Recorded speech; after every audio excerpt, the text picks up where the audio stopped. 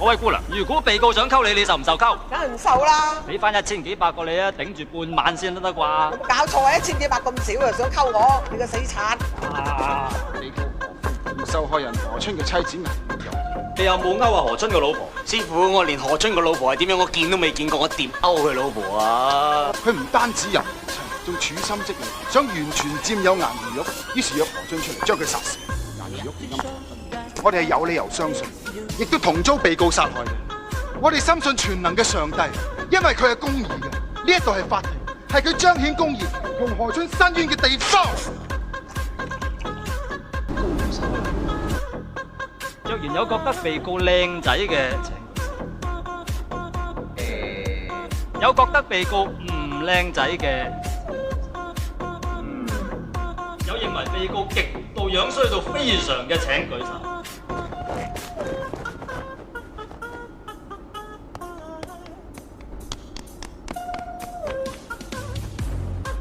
各位，被告樣極衰，錢亦極無。何其甩皮甩骨都有目共睹嘅，試問有能本事去勾引一個香港大戶家族嘅總經理太太啊？有反對大人，我只想證明控方指證被告嘅殺人動機根本上就離晒大譜。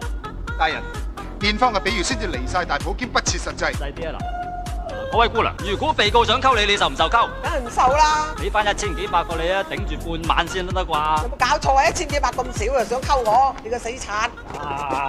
喂，大姑，你係答問題咯，你乜難死慘㗎啫？你而家咩狀態啊？你有咩心情話俾我你係一個童心未盡，色心有。你啊，我話你知啊，殺人犯嚟嘅啫喎！我話你都唔咪你坐啊！